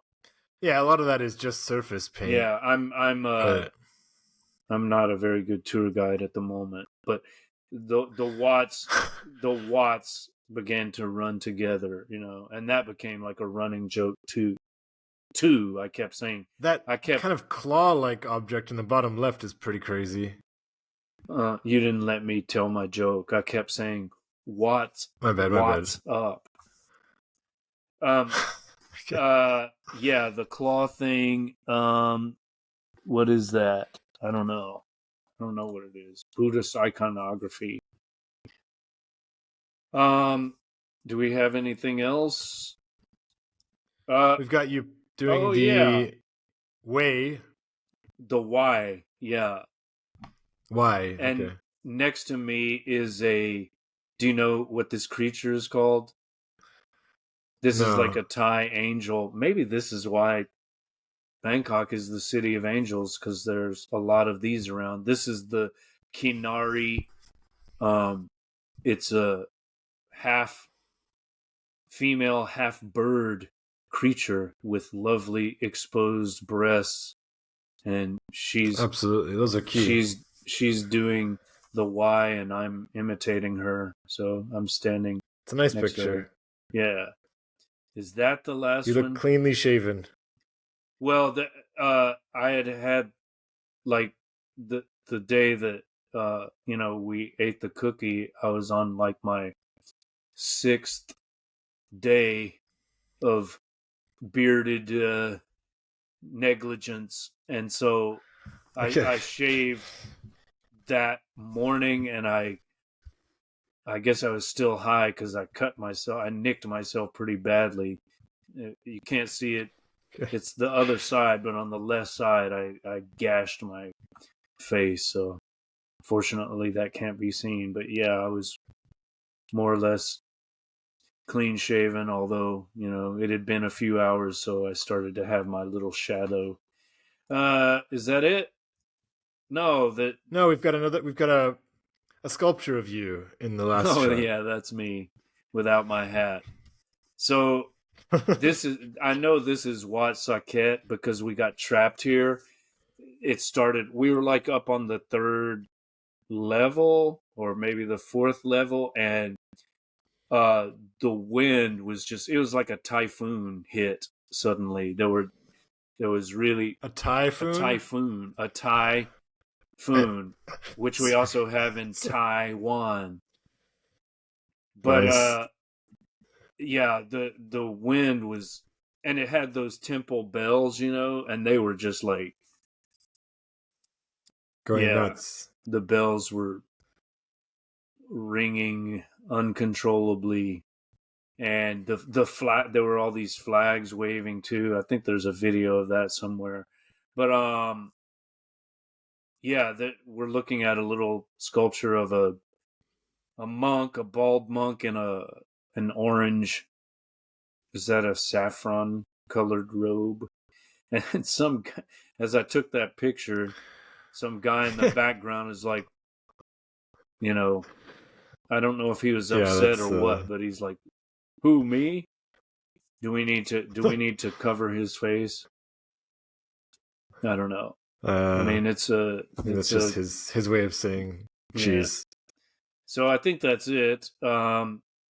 Any questions now that we're up on 2 hours? Hey, it was like an hour for each half of this episode. Yeah, as usual, we couldn't stick to our hopeful times, but I think it was very interesting, bro. I think you should definitely publish that Substack article based around your trip notes, and yeah, I think it's an inspiring trip. It makes me miss Thailand and the recklessness of doing something like eating edibles, which I haven't done in a while. So Well, yeah, next time we go, it'll be the mushroom shakes and whatever else we can find on the islands, perhaps, depending on how long we stay there. But it was a wonderful experience. You know, my travel companion had a very positive um, experience. So mission accomplished.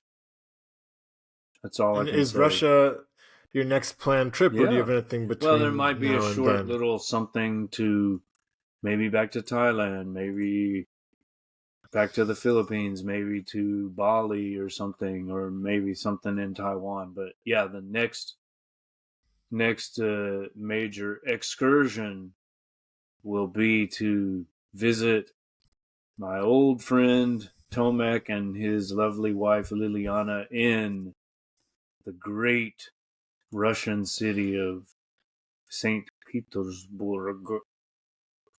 Do you have any update at all on what that visa application might look like, or Uh, no, but have you guys? we'll Okay, visit the embassy soon.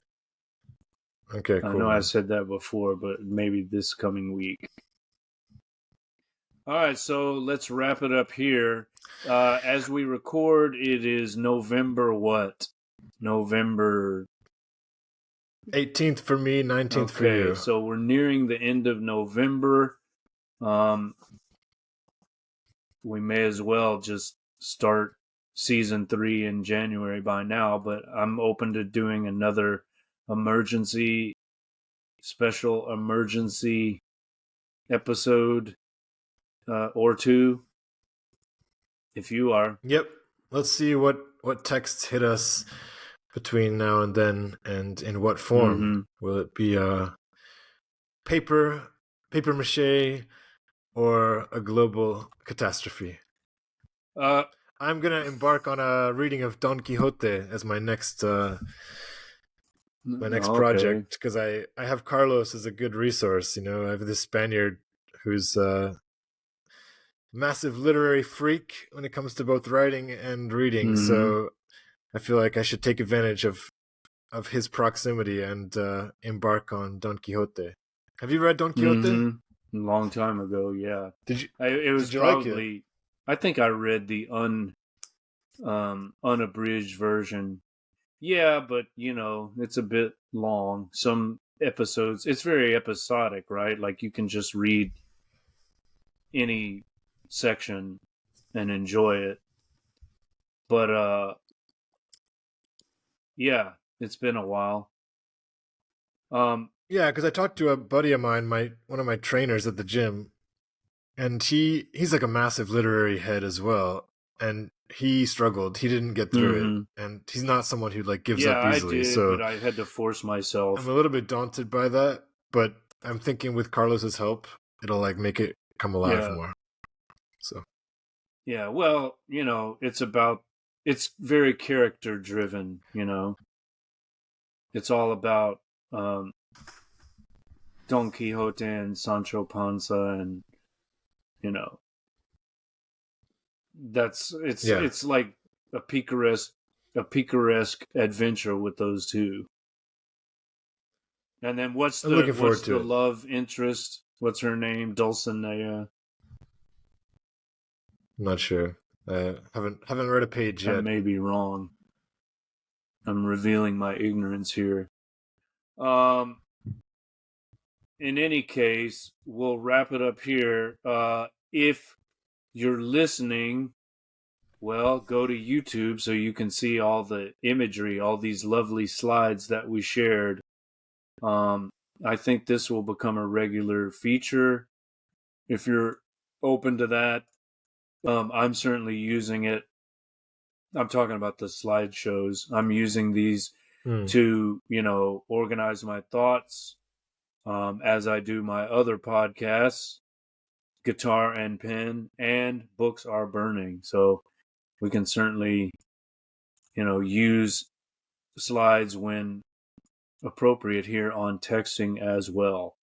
So go to Substack, subscribe to markwillwright.substack.com and tomekb.substack.com, and you can watch this video on YouTube.